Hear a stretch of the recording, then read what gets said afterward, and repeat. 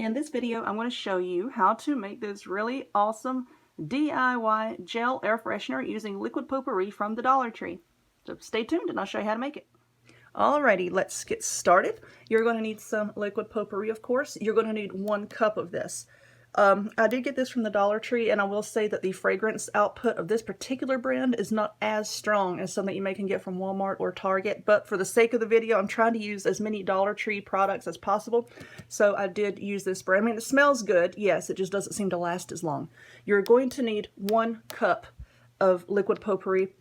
You are only going to be heating 3/4 cup of it, okay? And I'll put the directions in the description box down below, okay? So keep an eye out for that.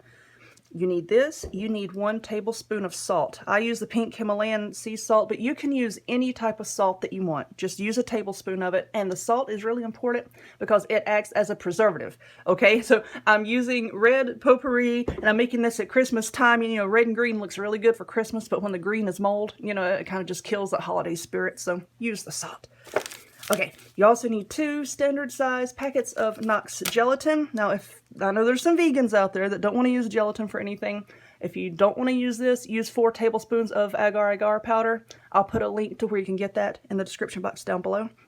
You also need a measuring cup, of course, and you need a small saucepan because you're going to be heating this up.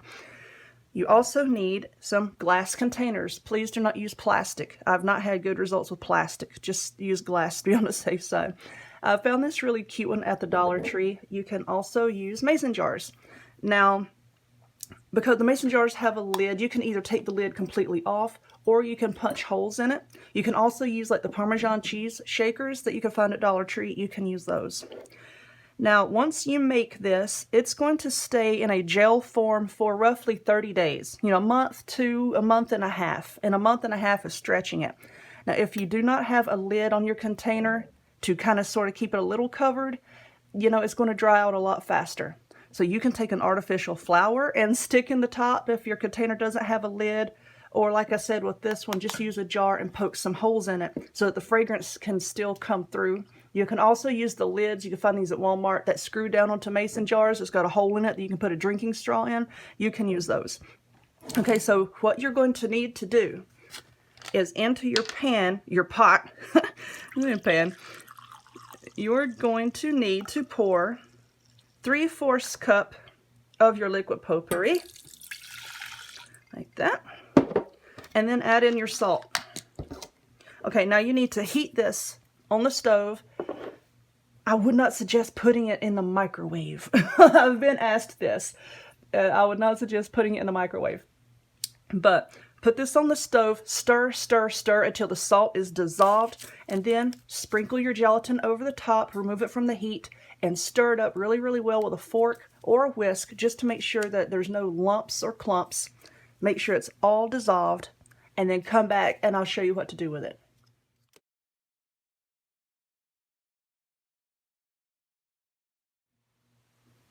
Alrighty, mine is all... my salt and my gelatin is all dissolved, and I was really just stirring this stuff to death, so there's all kinds of bubbles. If you get bubbles like this, just scoop it out with a spoon and throw it in a bowl, throw it outside, give it to your neighbor. I don't know what to do with it. Just, you don't want it in your finished product here. Or maybe you do, I don't know. Just scoop out as much as you can. It'll be all right.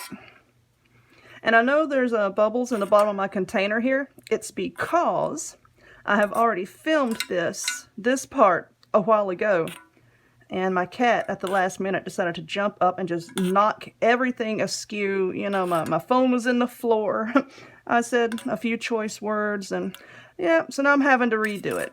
So let's get the bubbles out.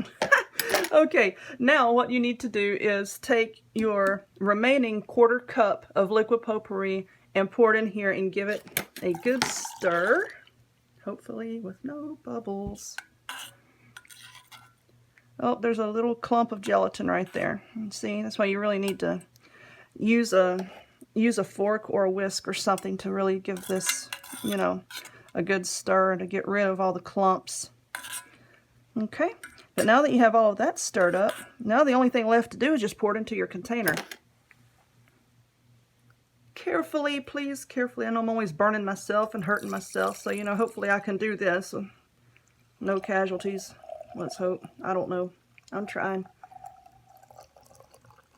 And if you have bubbles in your container, just scoop it out with a spoon. It'll be okay.